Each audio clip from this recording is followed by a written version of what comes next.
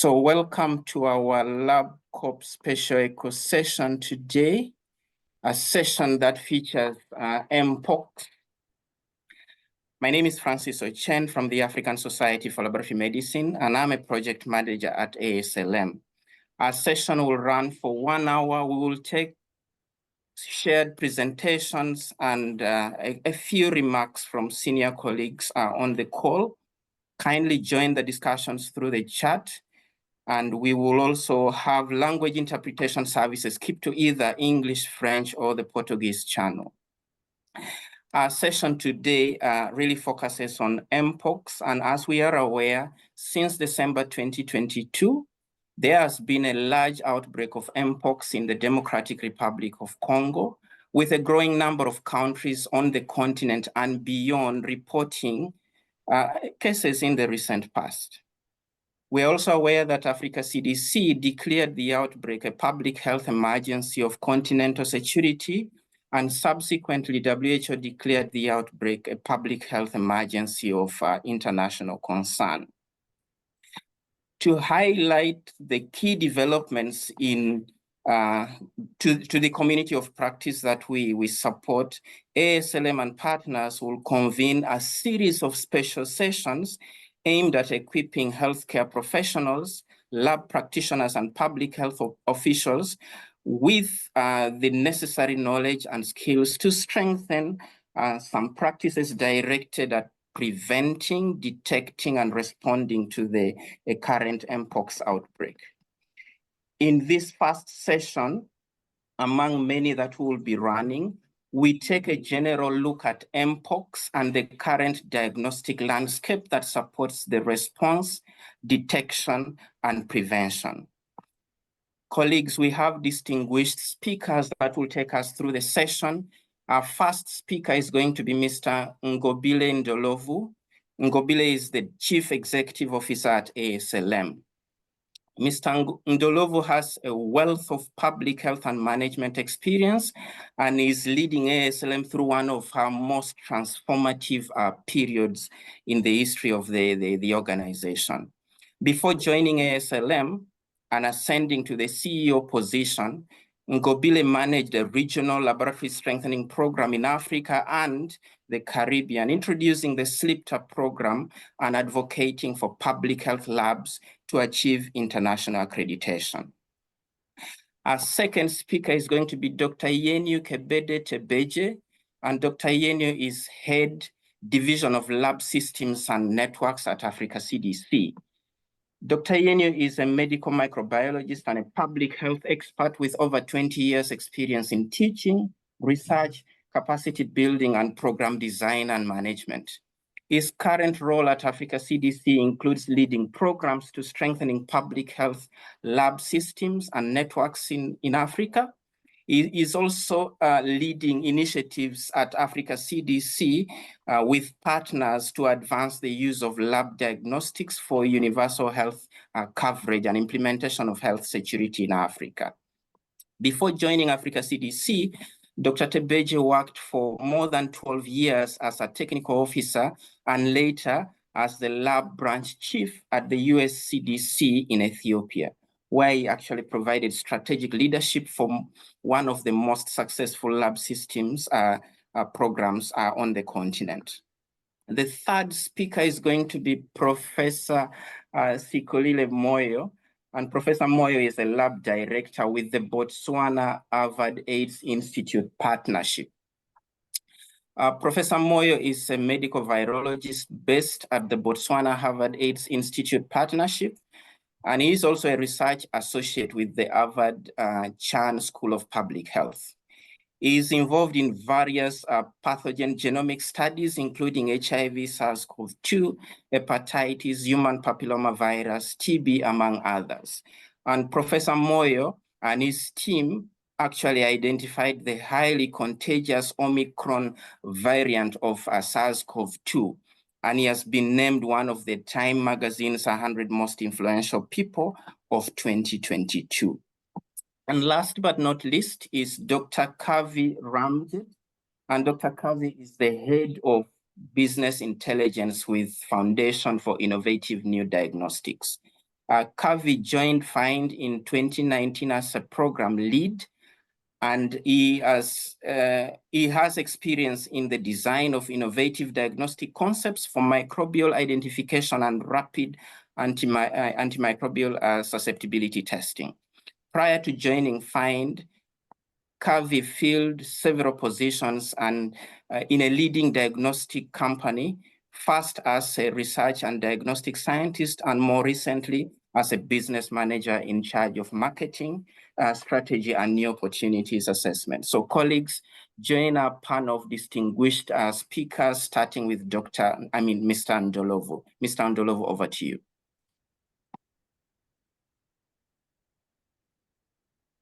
Thank you so much, Francis. Just sorting my settings here, one moment.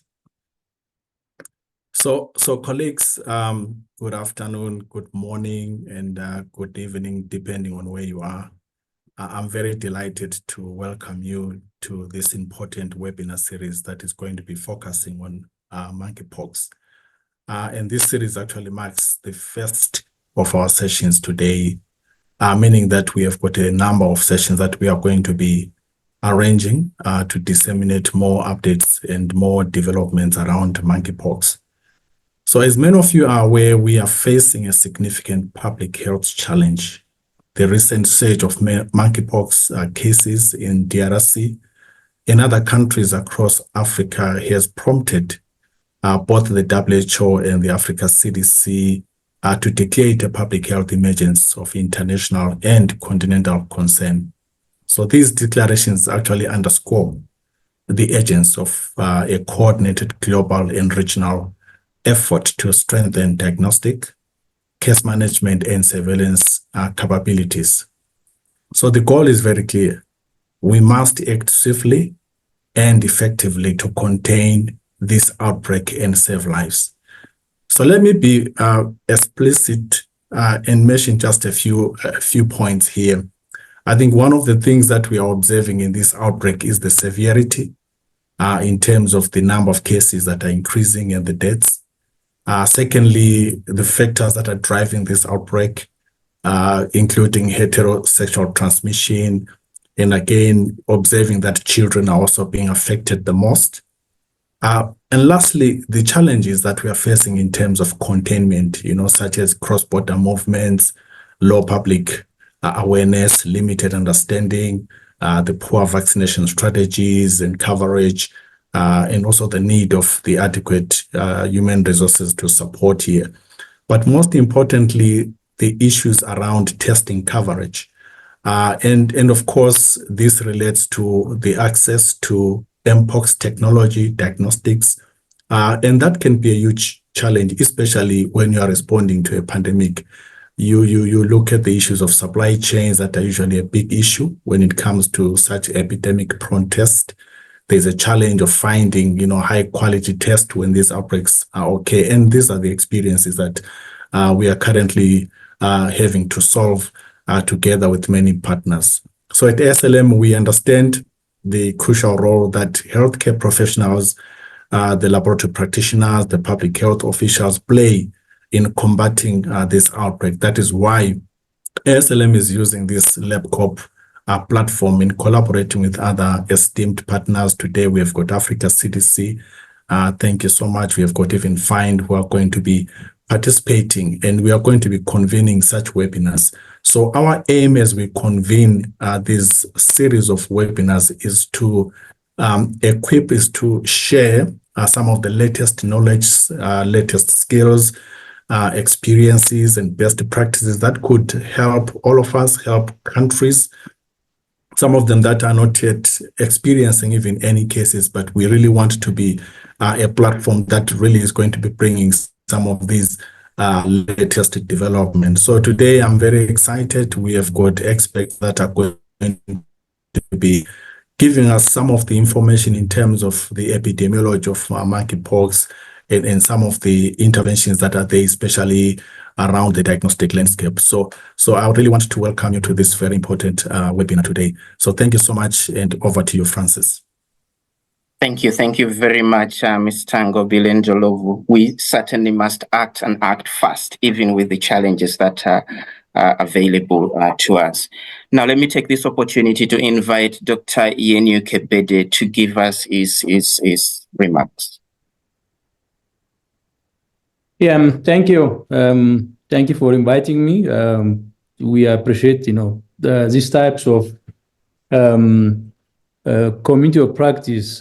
We found those to be really very helpful during COVID-19. I really appreciate that, ASLM is taking a step again to bring the laboratory community together so that we share ideas, we share experiences, we share best practices to respond to this outbreak. So I really, appreciate organizing this important meeting, important conference. So it is really an emergency again. We are back to that situation again. We know, this continent suffers from high burden of diseases and frequent outbreaks. And this week alone, Africa CDC is tracking 35 different events, mostly infectious diseases, outbreaks. So Mpox is one of those, in fact, because of an increase by 124% from the same time last year. That led Africa CDC and WHO to declare this as a public health emergency of continental security and international concern. And don't assume that this is COVID. I think it's important to give attention to it, but don't also blow it disproportionately and create some confusion in terms of border closure and so on. It's not that type of disease, but it is really an important disease that has to be tackled. We have the tools, we have the means. The most important thing is now how we can come as a community and tackle those diseases.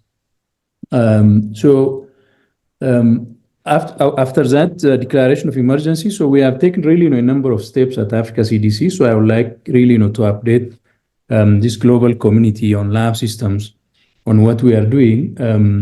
Number one is we have already activated our emergency operations center. Number two, we have already initiated procurement of diagnostics supplies and test kits, and some of them have already arrived in those countries affected. And then we also conducted the first training on sample collection, molecular diagnosis and sequencing in DRC, where we invited 14 participants from 7 countries, and some of those countries have gone back and they have standardized testing and they have shared as their results, which is very encouraging. And then the other one is we are supporting sequencing, and so far more than 714 sequences have been shared in the international portal. We know this is a DNA virus, so we don't expect really a number of change in terms of the occurrence of variants. And then we will be next week or so launching a big initiative, which we call it, Partnership to Accelerate Monkeypox Testing. As Mr. Ndlovu mentioned, testing really is a big challenge. So far, only 16% of cases have been confirmed. Most of those, 20,000 and so cases reported are based on clinical characterization. And there are a number of diseases that have similar signs and symptoms with Mpox. So it's important that we scale up laboratory testing, and for that we need to come up as a lab community and support each other and work on continental strategies, and then act in a very coordinated manner. So we'll be happy to lead that process from our side, and we will be sending some communications to the lab community, working with partners like ASLM, and make sure that diagnostics are available, people are trained, equipments are working, and then sample transportation mechanisms are available, so that we increase both molecular testing and sequencing. That's what we will do. And I would like to announce also that because there are a number of test kits that are really substandard, which have not been really evaluated in the field, not tested, including point-of-care tests. So I think it's important to identify appropriate tests. Sometimes, tests can be misleading. So for that, we work with our diagnostic advisory committee, and we have released the list of diagnostics, recommend diagnostics based on the information that we have now. So we hope that countries will use those, and companies, if they have questions on our short listing of diagnostics, they can submit information so we can revise our short listing. So those are a couple of things that I wanted to share. Happy again to be in this forum. I think in the next forum, we will share you the detailed data in terms of testing, sequencing, and clinical cases. And we will inform you also, some of the updates on new initiatives that Africa CDC will be embarking on. And again, thanks for the opportunity, and over to you, the chair. Thank you. Thank you very much, Dr. Kebede. Great initiatives, and yet many more to come. And for sure, as a community, we cannot act in isolation and continue reinventing the wheels. And certainly we have the tools and the means to deal with the current and future outbreaks. Now, let me take this opportunity to invite our third speaker, and our third speaker is Professor Moyo. Professor Moyo, over to you. Thank you, ASLM, and thank you for organizing this community of practice, which we all cherish, and we all really belong to one family during the COVID-19 pandemic. I'm delighted today to share a few things and updates in this space. I hope in the next few minutes, just to give you some highlights about the epidemic context in which we are in, some transmission and diagnostics considerations, and also epidemic trends. As this will be a highlight, following sessions that we'll do later will really go into details. So this is the outline of my presentation. I wanted to start with a small teaser and just ask, can we repeat what the world and all of us together did during the smallpox pandemic over the years? And as you know, that it was the first and the only human infectious disease to be eradicated through so many interventions, including vaccination, that was very, very key. And today we are talking about the close cousin of smallpox, and the monkeypox virus that causes the Mpox disease, which is now called the Mpox disease, no longer monkeypox disease. This is a DNA virus in the Poxviridae family. Since we are in the community of practice, including lab, just to understand where this virus belongs in the genus of interest within the Poxviridae family is the orthopox virus. So it's closely related to variola, cowpox, and Vicinia. As an enveloped virus, it's important in this double-stranded with approximately 196 kb in length. That's about 196,000 bases in length. So this genus, orthopoxvirus, affects humans and animals, and has 12 identified members. And like we've mentioned, that the most well-known member of this family is the variola virus, which causes smallpox, and we have Vicinia virus and Apatino virus, and the camelpox virus, the cowpox virus, and skunkpox virus. We'll share this slide so that you can read a little bit more about this virus. And you can see the genome on the left is composed of the central region and two variable regions.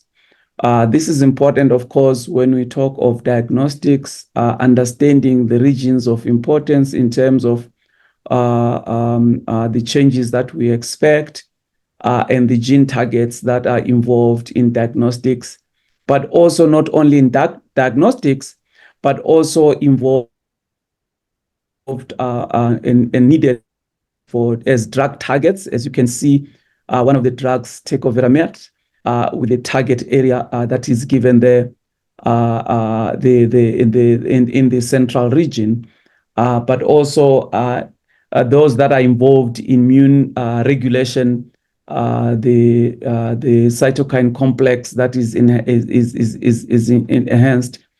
These are also important when you see different types of diagnostics or monitoring to understand where this is all coming from.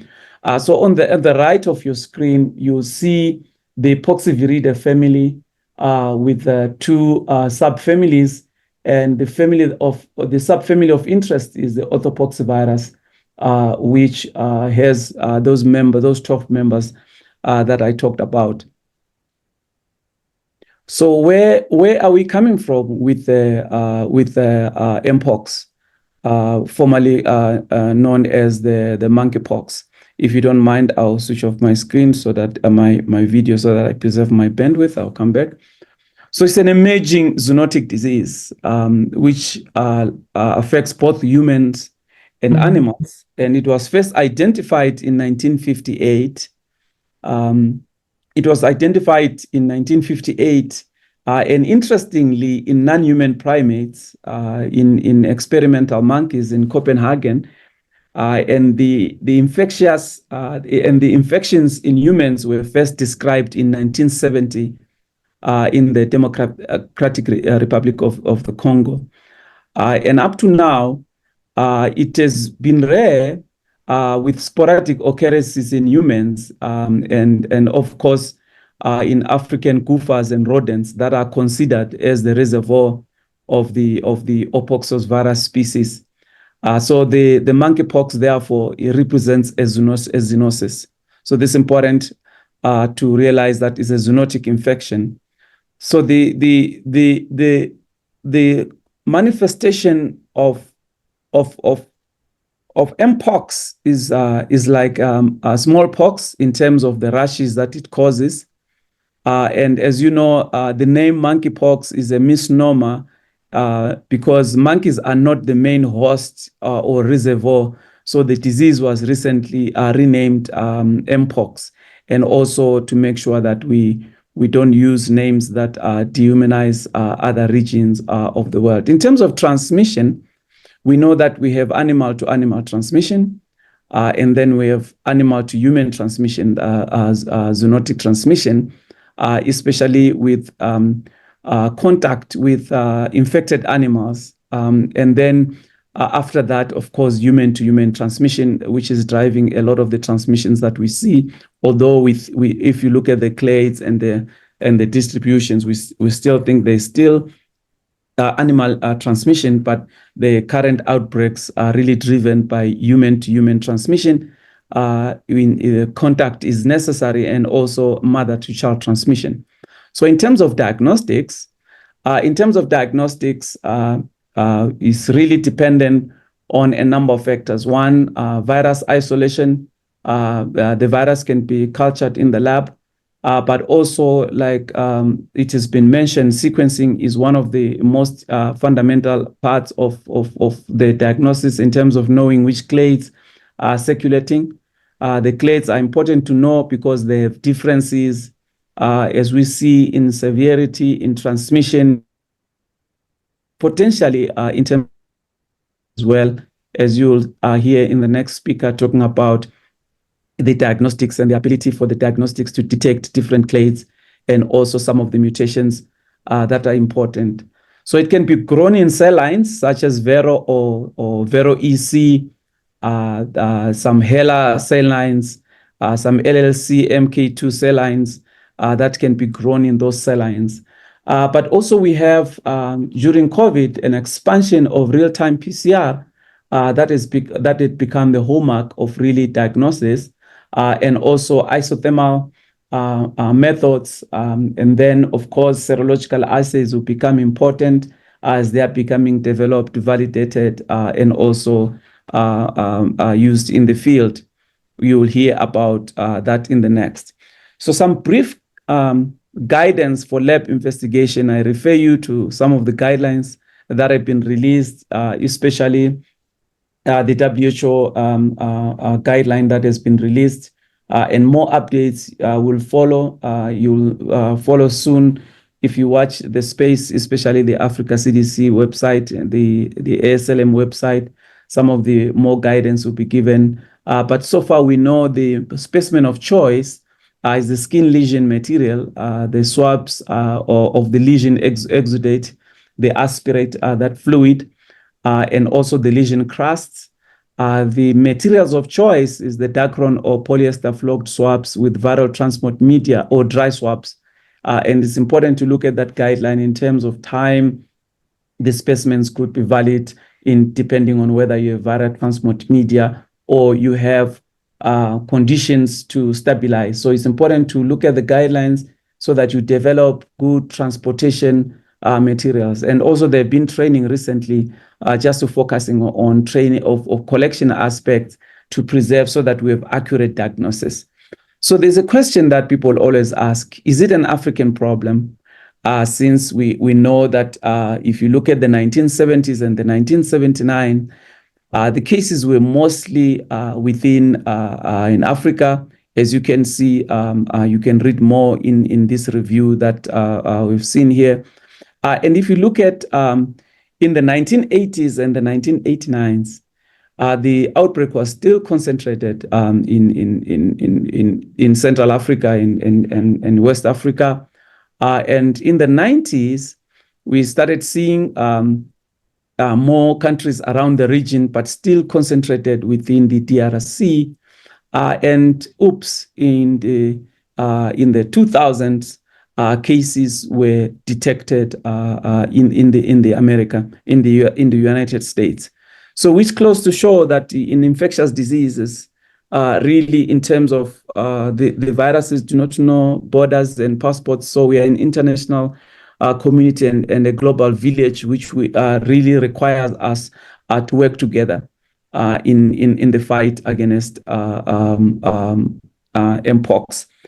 And if you look at further the timelines, you see what we've already described from the first human case in the Congo and the declaration, the projects that were involved there in the Congo. In 2003, we had some of the first cases detected and sporadic cases in the Americas.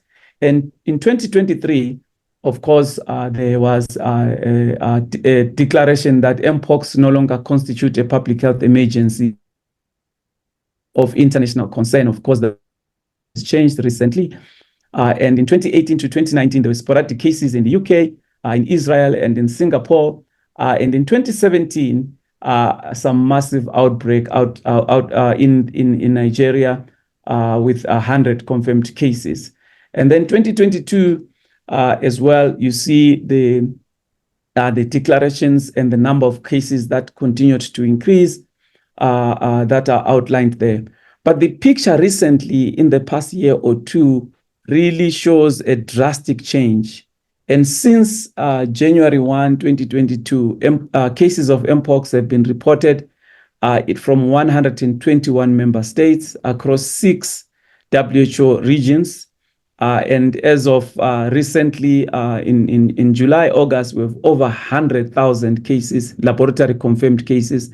And this is laboratory confirmed, and you know there could be more because as you heard, that only about 16% really of the cases are confirmed. And we had close to 223 deaths. So that's an important statistics to watch out for and to really look at it. And the majority of the cases that have been reported in the past month really were notified from the African region, over 55%, and the region of the Americas about 24.2%.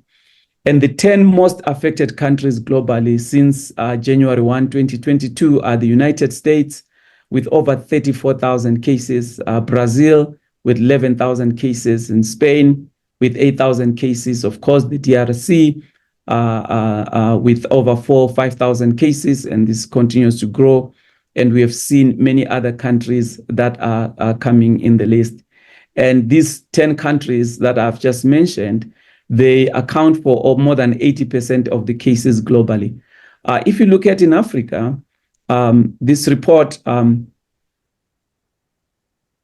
just been released yesterday, actually, and looking at the distribution of the active cases on the left side, you see the current active cases that have been reported in the past 28 days. And you see the cases that were reported in 2024, but not current. And then also the green regions that are showing cases that were reported in the 2022-23, but no cases in 2024. And in the white spaces are no cases that have been reported as yet, but this also could be related to testing. And on the right of your screen, you see the clades that have been detected, and clade 1A, clade 1B, and in certain regions, you see population of clade, both clade 2A and clade 2B in Cameroon, and then in other places, you see a co-circulation of clade 1A and clade 1B, and you see also a circulation of a combination of either clade 1A, clade 2A plus B. And so far, you can see that outside the endemic region, we are seeing mostly clade 2 that is circulating outside, and with mostly clade 1A that is really still circulating in the endemic regions. So this is important. And the distribution of these reported clades is also important to note that because of the sequencing is catching up, they may not represent the true nature of the circulating clades. So that's why it's important. And if you look at the current epidemic curve, you can see that the number of cases are increasing over time, hence the declaration of the public health emergency of international concern or continental risk. You can see the most affected region or the country with the red, but also other countries also coming up in the curve. So it's important to always look at that. But one of the take home from what I've presented so far is that we see a changing epidemiological context. Just today, we learned a few things about this epidemiological context. If you compare 1970 to 2021, most affected groups is children and young adults. And the recent outbreak, you see a shift of the epidemic is primarily among adult men having sex with men. And also the previous period, it was sporadic cases of clade 1 and also clade 2 due to imported mammals that we saw, especially in 2003 into the US. But the current outbreak is sudden outbreaks followed by sustained community spread. I mean, there are virological characteristics of this virus also that can explain why we may be having sustained human transmission that hopefully in the next series we'll be able to talk about that. And so we see that the transmission and dissemination as well is spreading, and we can see that the recent clade 2 is mostly human-to-human transmission, and there's also evidence of sexual transmission and amplified by events in community events with sexual contact. That's very important. And also we see some shift. What we see outside Africa, we see mostly clade 2, and a few countries have imported cases of clade 1B, that's Sweden and Thailand. And of course, in Africa, we see that most of the confirmed cases are coming from the DRC. In Southern Africa, we see that we see clade 2 with a similar epidemiological picture to countries outside Africa. So spreading mostly among men who have sex with men and predominantly through sexual contact. So in the next few minutes, I'll also look at some of the profile of the cases that have been seen so far. we see that out of the 89,000 cases that have been analyzed in terms of their characteristics, 94% have been male, and the median age is 34. And we see that almost 86% with men having sex with men. And also there's been a note that appearance in regions where epidemiological link suggesting that the links to an undetected transmission may be going on that is not recognized. And you see the age distribution on your right. And some of the hypotheses about the sources of transmission include assumed contact with mammals and especially trade in bushmeat. In terms of the genomic evidence that we see now for sustained human-to-human transmission may be involving some arms of the host response, the upsurge 3 family of cytosine deaminase, that important part of the innate immune antiviral response. So you can see that we also seeing either immune escape associated with the fury of the immune system. So we see the molecular clock on your right that shows the type of since it's a DNA virus, we see about 6 upsurge 3 mutations per year. It's not rapidly changing like what you see in RNA viruses. In terms of fatality rates, we see that if you combine all countries, almost 8% in terms of fatality rates. But if you look at by region as well, Clade 1 seems to have a higher fatality rate. And if you look at in West Africa, Clade 2, a lower fatality rate. And if you look at African countries only, you have also a fatality rate of around 5%. I'll skip this slide for the sake of time, but to highlight that other than surveillance and contact tracing, we really need to focus on increasing our capacity to test. As you can see, the number of laboratory confirmed cases are really, really low. And so we really need to look at that. There are some remaining uncertainties, and I'll just pick one, the impact of viral evolution on diagnostics. So we need to be monitoring the diagnostics for diagnostic escape. We learned very well during the COVID pandemic that we really need to be monitoring our diagnostics. Also, the monitoring of vaccine effectiveness would be very, very important. Of course, we have an evolving epidemic. We all need hands on deck. We know this is an ugly picture of the virus, and there are many other resources that I want to point out to. I like this article. One of the opening speakers today is the senior author of this paper. You really need to read around and see what is going on in the continent is strengthening our global health security.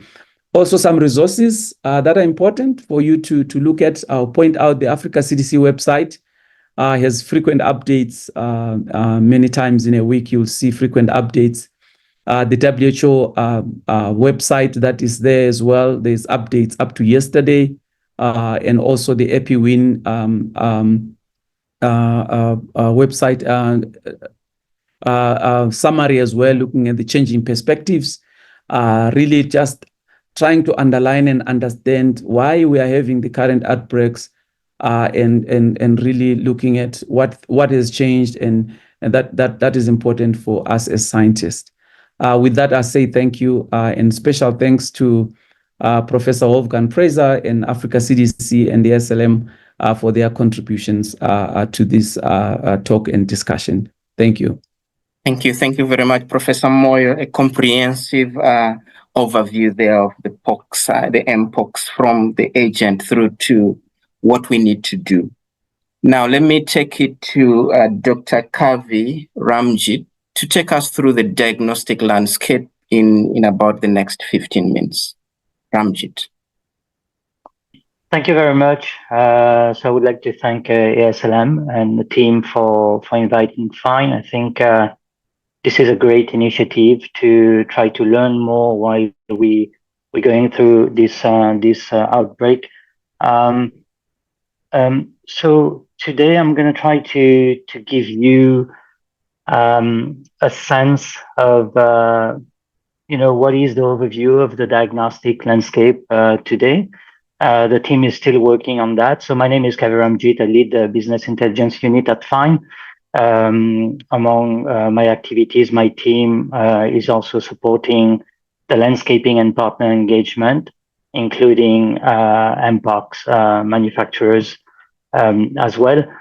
So one of the activities that we have worked on since COVID-19 and also for the previous Mpox outbreak was the test directory, which I'm sure many of you know, where we try as much as possible to collect information from manufacturers and show list and information on our website for the benefit of the community and to be able to help decision making on what are the tests available for the different diseases, and also in some cases provide some performance data as well.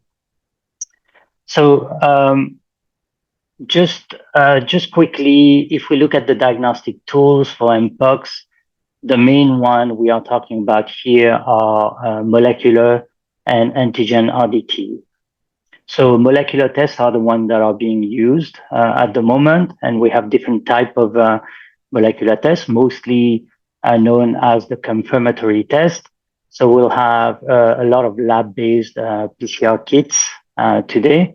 As you've seen, there are some point-of-care molecular solution already available, and obviously we have sequencing. It's been used in particular to determine the different clades and so on.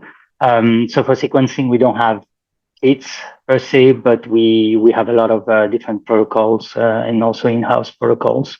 So these are for the molecular tests, and most of the tests that are being used for primary diagnosis of Mpox are molecular tests, and in particular lab-based PCR kits.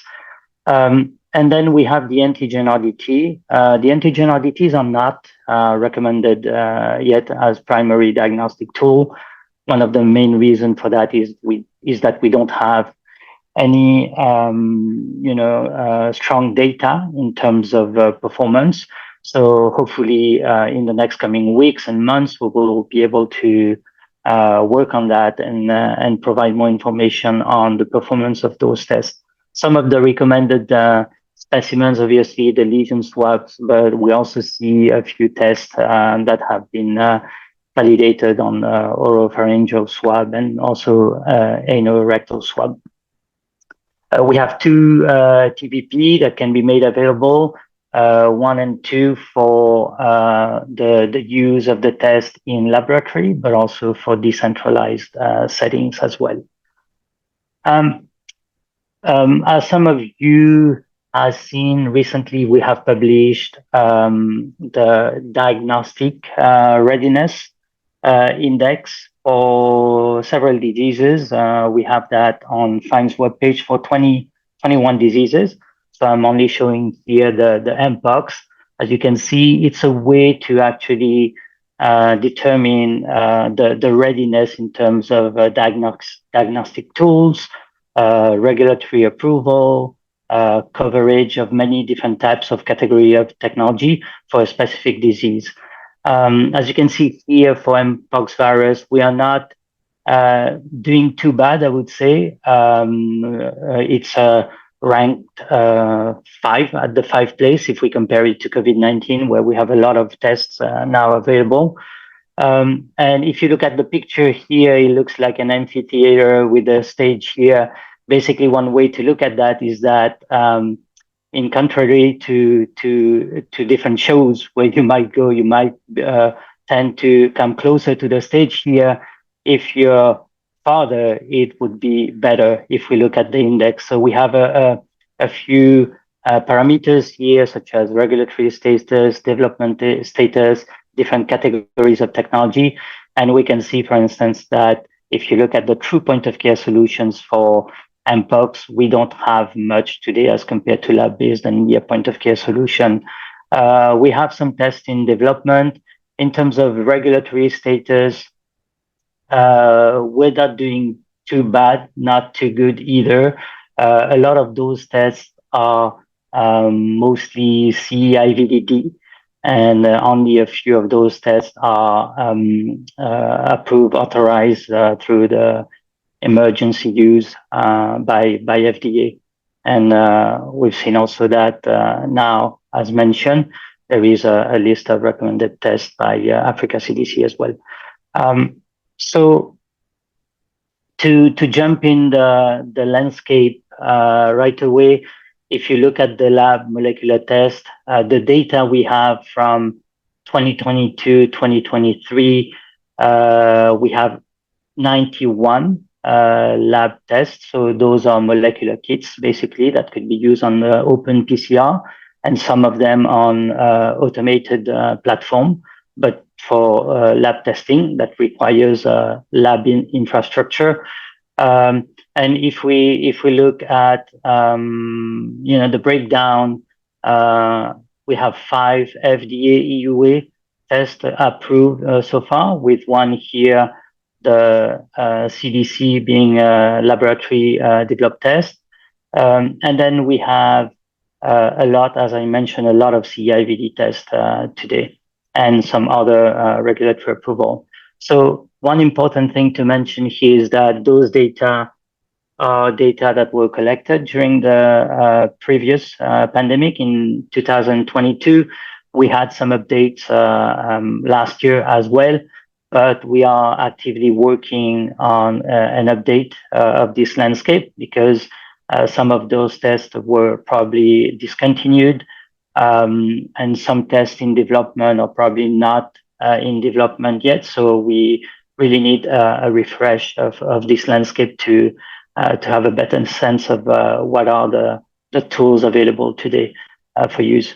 So this is the situation for the lab-based tests, and as you can see, most of those tests are regulatory approved, at least with a CE-IVDD. In terms of sequencing kits, as I mentioned, we only have protocols at the moment, and we had some discussion internally at Fine, and the team will be also working towards gathering some information on sequencing. So as just mentioned, there is a list published that was published recently, a few days ago, by Africa CDC, with some tests. Most of those tests here are PCR kits, lab-based tests, and the selection was made on the different information that we have at the moment. Could be performance, could be information provided from the manufacturers. One important thing to note here is that we don't have a lot of information today about the point of care solution, whether it is point of care molecular solution or antigen RDT. And recently we agreed, and I would like to also thank Dr. Inu Kebede for that, to join forces with Africa CDC to try to know more about those point of care tests, and eventually make an assessment, and if we can do it, recommend some tests, point of care tests, molecular and RDT in the near future. What about the molecular test landscape at the moment? We have, at least from the data we have gathered, here we still have the data gathered in 2022, but we have also looked quickly at some of the data, some of the new tests that were available from looking at the manufacturers at the moment. And so far, what we have gathered is 15 molecular point of care tests. You can see that we have more near point of care tests, and I will show in this the next slide the difference between near point of care and true point of care. So we have 11 near point of care tests and 4 true point of care tests. So If we look a little bit at some of the features here in terms of stage of development, those tests are either regulatory approved or RUO. We have some tests as well in late stage development, at least one here. And in terms of clade coverage for detection, I would say a lot of those tests we still need to gather a lot of information, but at least we have some of the tests that can cover both clades. Not always possible to do the differentiation for some of them, but we do have some tests like QIAGEN. We also have here Proton DX. I think we have SafeFeed here that can cover also the clade 1b, in particular with more generic detection for orthopox virus. In terms of performance, same. I mean, a lot of the performance we have are from the manufacturers. There are some independent evaluation done, and it seems, at least from a few data collected and including data from FIND, that near point of care solutions are performing pretty good compared to lab PCR kits. So this is reassuring. And in most of the near point of care solution, what is important to know is that a lot of them are also based on PCR technology, so which explain the good performance as well. In terms of true point of care, we have 4 here at different level of regulatory approval, with one that is US FDA UA. I have Mpox, Mpox. It's from Q Health here in red, because the company has announced earlier this year that they were closing operation. So still need to define whether this company will be able to provide and to supply, manufacture and supply the test. So this is the situation so far in terms of molecular point of care.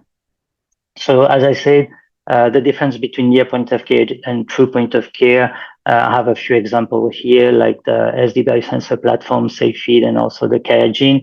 Those are mostly, I would say, benchtop instrument that can be operated probably in level 2, level 3 labs. On the other side, we have the true point of care technology that are meant to be used in a decentralized setting, primary care at level 1, for instance. So we have the Plus Life and Q Health here shown in the picture. What about the immunoassay? We had initially in 2022 around 30 immunoassay that were captured. We recently updated that to 64 immunoassay with the recent data that we have captured. If you see the breakdown here in terms of antigen, antibody test, we have a lot more antigen tests here, and this is what we are currently focusing on at the moment. And a lot of them are IVDD approved. We have a few RUO. So the main, I think, gap here in terms of knowledge about those antigen RDT is about the performance. Obviously, those tests are not recommended as the primary diagnostic tool, but we really need to gather more information on these to provide a sense of how, what kind of use case we can have for those tests. So as I said, for the performance, we have a few performance available, independent performance from lab tests, point of care molecular, not so much on rapid diagnostic tests. But as you can see here, we have also in 2022, during the first pandemic, we have tested a total of 5 point of care tests, including RDTs, but also point of care molecular. And what we can see is that The sensitivity, obviously, we have more data, better data on clade 2, but the sensitivity is roughly good. It's in general over 90%, and specificity is also good. No wonder for the lab-based PCR, we have some good performance here. And as I said, for rapid diagnostic test, based on the evaluation that we did, we have a very low sensitivity so far. Those are not published yet, but they will be published soon. So in conclusion, what are the gaps? I mean, as I say that as a disclaimer at the beginning, we still have some gaps in the landscape. So we are working towards this. So we are currently updating that landscape. We have very few tests that we know of, point of care tests with independent evaluation data. And we will be launching by the end of this week an RFP to support evaluation, analytical and clinical evaluation of point of care tests, including molecular and also RDTs. There's also some challenge in supply of PCR reagent if there is a surge. And limited testing done in some country area as well. So I'm not going to list everything here. I just talked about this, that we're working on the landscape. We're also working on confirming with the different manufacturers about their coverage, and specifically the coverage of the clade 1B. Independent evaluation, as mentioned, and there are also some initiatives, some needs on getting those tests recommended and approved as soon as possible. And of course, I mentioned Africa CDC, but there are also some discussions ongoing with the WHO around this.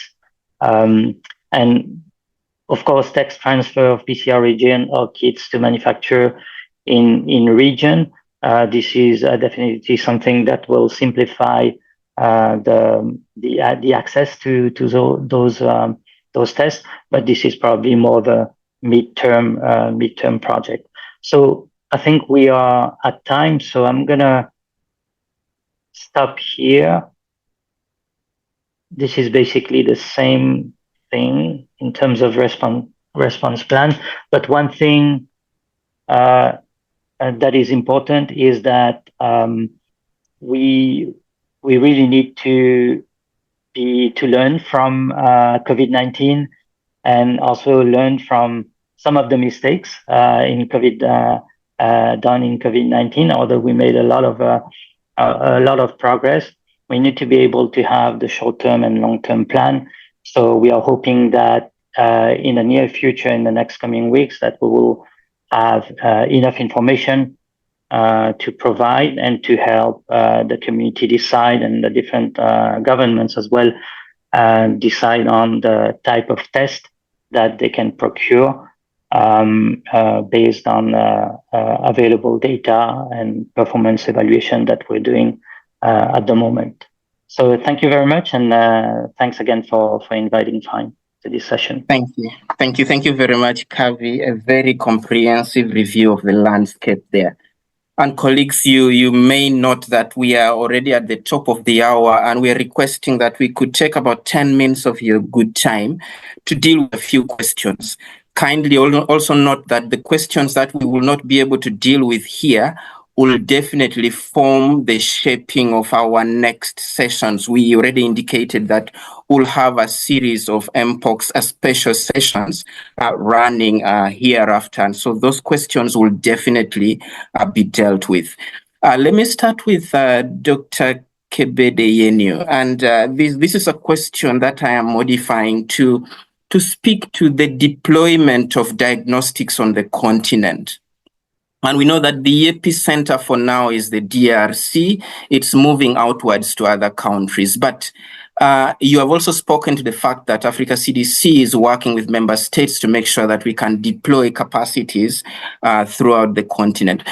A quick question on what is informing the direction you're taking in deploying the diagnostic capacities on the continent?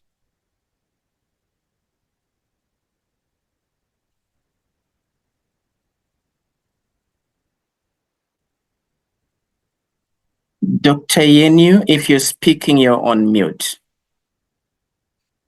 Yeah, you break up a little bit, maybe a connection from my side. So can you come back? Yeah, just to quickly summarize it. And we know that you spoke to the fact that we, as Africa CDC, we are working on deploying diagnostic capacities on the continent with support from member states. And there is a question on what is informing where you're deploying capacities currently. What considerations are you making? Oh, okay. I think that's a very good question. Number one, we see the epidemiology of the disease. That's where we really identify needs. That's number one. Number two is we did also a virtual assessment of 24 countries that we think are at risk of acquiring Mpox. And they submitted the assessment report, and we know what they have and what they don't have. So that report from member states also decides where to send some of the equipments, reagents, and related supplies. And then the other one is, countries are not at the same level. There are countries really, who are at advanced stage in terms of their lab systems, but there are others, that need support. They require more support. So we consider also that into account when we distribute some of the equipments and reagents and so on. And then the other one will be also, the presence and absence of other partners who are supporting similar type of activity, so that we are not really creating duplication of effort. So if we know that some partners are supporting in some countries in a very strong way, so we don't go to those countries. So we prioritize those countries where there are no really very strong programs. This particularly refers to Central Africa and many of the West African countries where there are no really very strong HIV, TB programs supporting lab systems. So we prioritize some of those countries. Thank you. Thank you very much, Dr. Kebede. Now let me take it to Professor Moyo, and there is a question on the agent, in this case, the Mpox. And the question is, there is a similarity between Mpox and smallpox, as you alluded to this. And so the question is related to, do some of the biomedical interventions, do you see, in your opinion, some of the biomedical interventions that were used to eradicate smallpox actually working on the Mpox? But adding to that is also the question of, why is transmission so high in DRC? What are some of the predisposing factors that you may actually have picked out through your literature review and other things that some other countries should be wary of? Yeah, those are good questions. Actually, I put that slide first about smallpox because there's so much that we can learn because it's the close cousin as well. So in terms of vaccine constructs, in terms of the design of the immunogens, we can learn a lot from there. So from a biomedical context and in terms of also design of therapeutic interventions.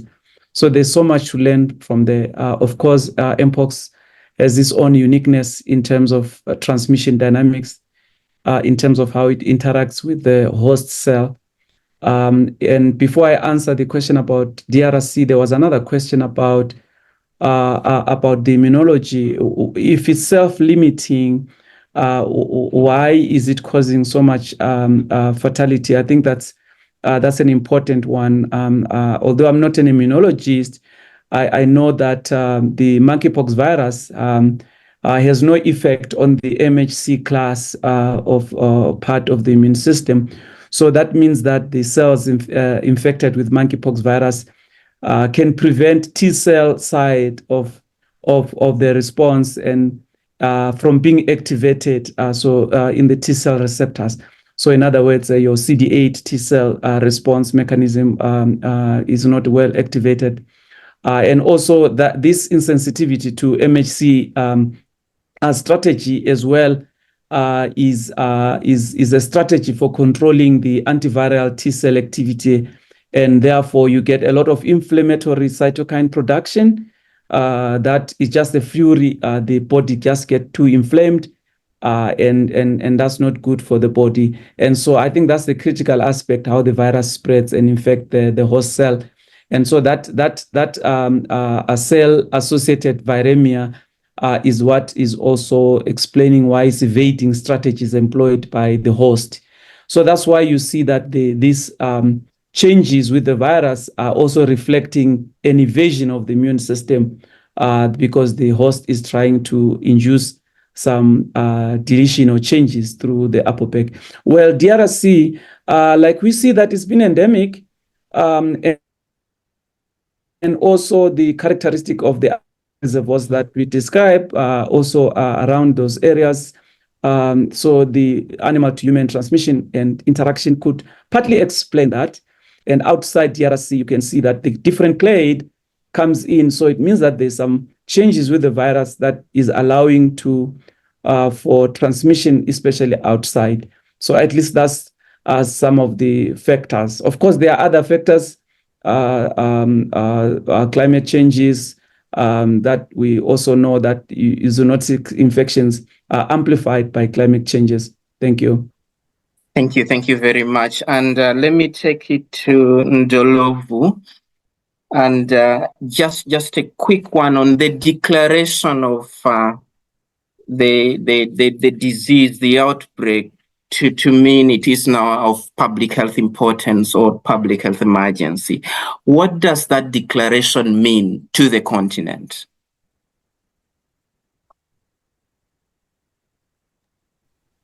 Thank you so much, Francis, for that question. And I think this one could have been addressed by Yenyu, because this is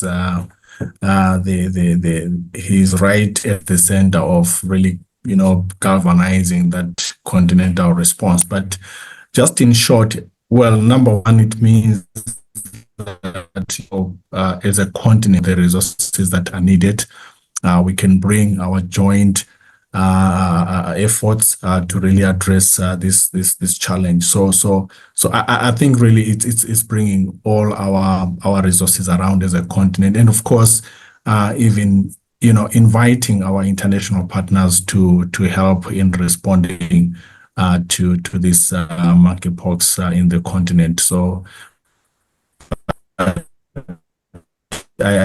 think I would want Yenyu to make a brief comment on that, because that's really sitting straight at Africa CDC. Thank you. Yeah, maybe I can add in, on what Ndolovu said. I think you are right, Ndolovu.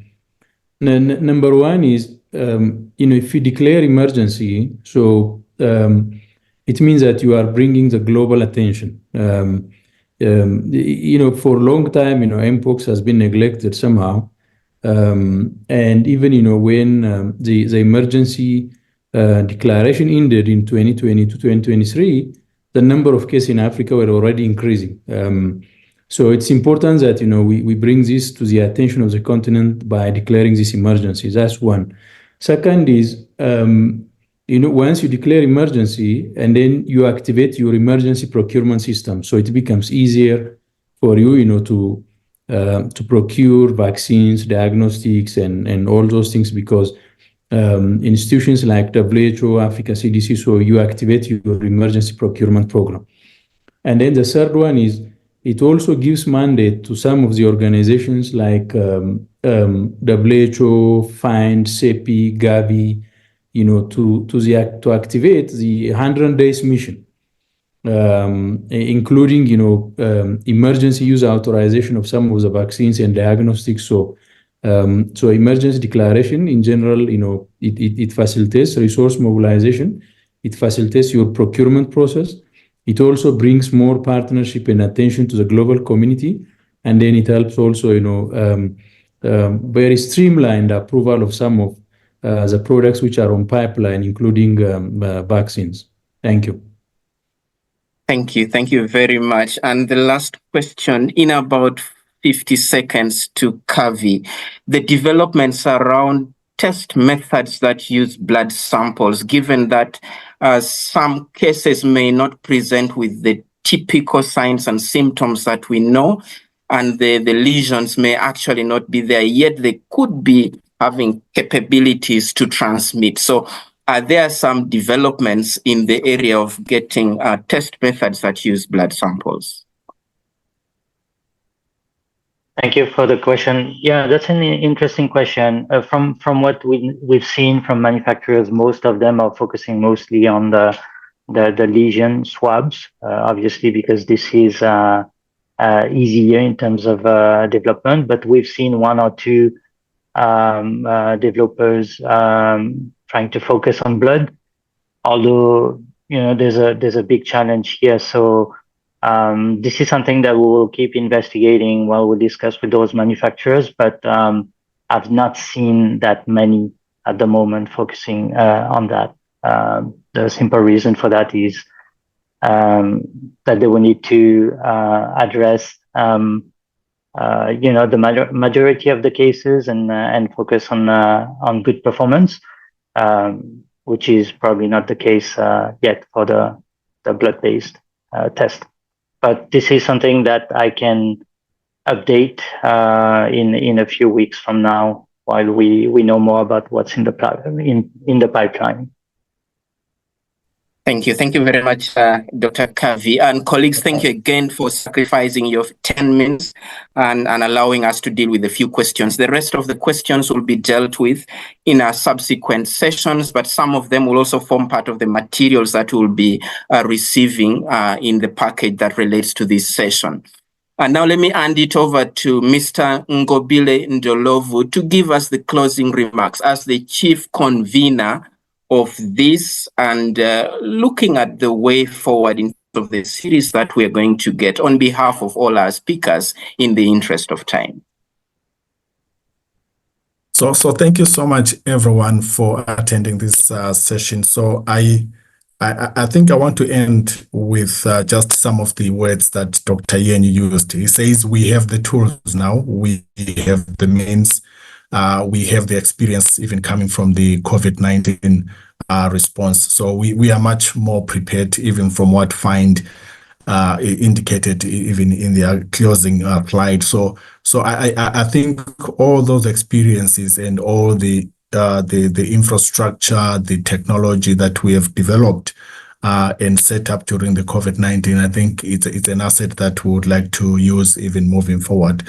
So I really want to appreciate even the leadership from Africa CDC, even as we respond to the Mpox, and also all the partners that are supporting the guidance even from FIND in terms of the technologies and the tools that are available. So we will continue hosting these sessions, really unpacking a number of issues that some of them you have raised in your questions. So I would like you to just put a hold on that. We are going to be having several sessions. Some of them really will be coming from the countries that are actually experiencing these outbreaks, because we want you to hear how they are responding, how they are winning, and also what are the challenges that they are facing, so that I think we are better prepared as a continent. I want to thank also even Professor Skolile for your presentation, and I want to wish everyone a wonderful day.